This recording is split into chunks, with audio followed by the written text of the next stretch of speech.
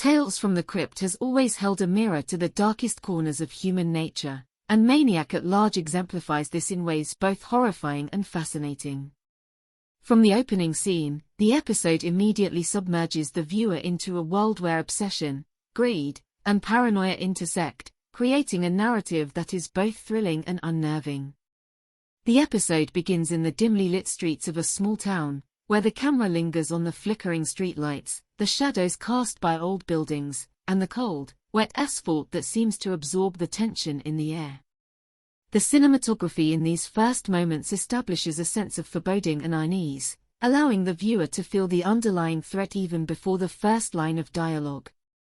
The maniac himself is introduced gradually, through subtle visual cues, his presence more felt than seen. The filmmakers cleverly use point-of-view shots from behind corners, reflections in broken glass, and the ominous sound of footsteps echoing in empty hallways to create a sense of omnipresence.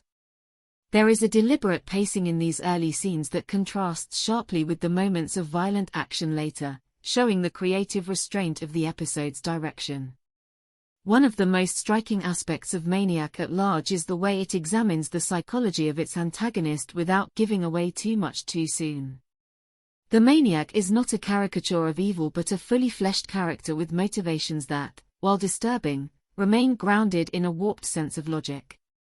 Scenes of him meticulously planning his attacks, cataloguing his victims, and obsessing over minor details reveal a compulsive nature that borders on obsessive artistry. There is a moment where he rearranges objects in a victim's home, an act that seems trivial but is in fact emblematic of his need for control over chaos.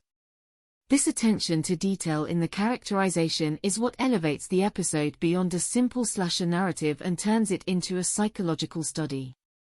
The victims themselves are not mere props but serve as conduits for the audience to understand the broader thematic exploration of vulnerability and trust.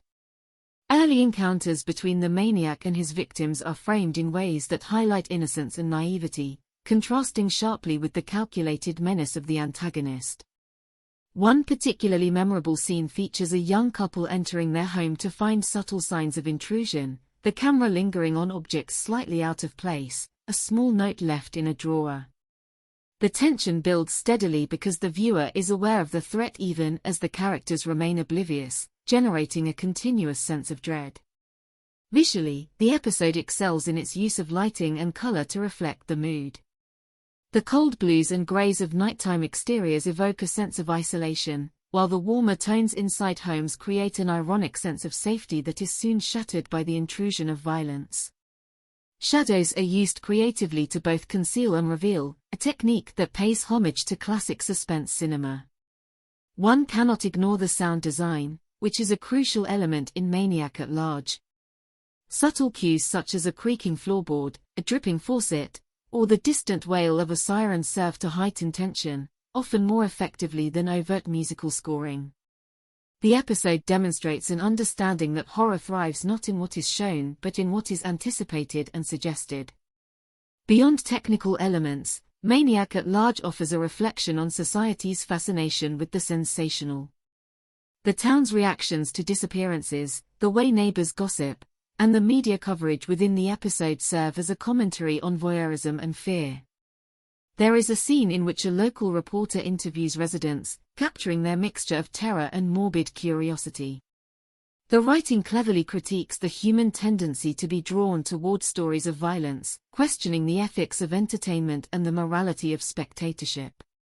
There is also a dark humor that runs through the episode, typical of tales from the crypt, that keeps the narrative from becoming purely bleak. Witty, sardonic lines from supporting characters offer a counterbalance to the horror, a reminder that in the world of the Crypt Keeper, morality and justice often arrive with ironic twists. The climax of Maniac at Large is both shocking and meticulously orchestrated. The confrontation between protagonist and antagonist is not simply physical but a battle of wits and perception. The maniac's plans unravel not due to brute force but because of his own overconfidence and obsessive tendencies. There is a sequence in which the final trap he sets backfires spectacularly, the irony palpable and the tension expertly maintained. The final shot lingers on the aftermath, leaving viewers to contemplate the thin line between order and chaos, sanity and madness.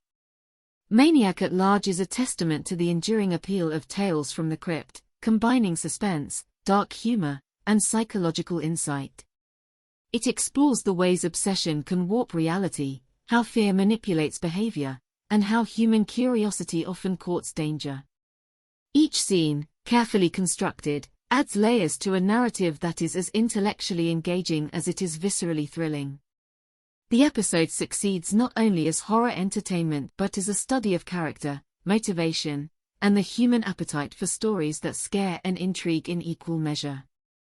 Watching it feels like peeling back layers of a complex puzzle, each revelation more disturbing than the last, and each moment of tension a reminder of the unpredictability of human nature.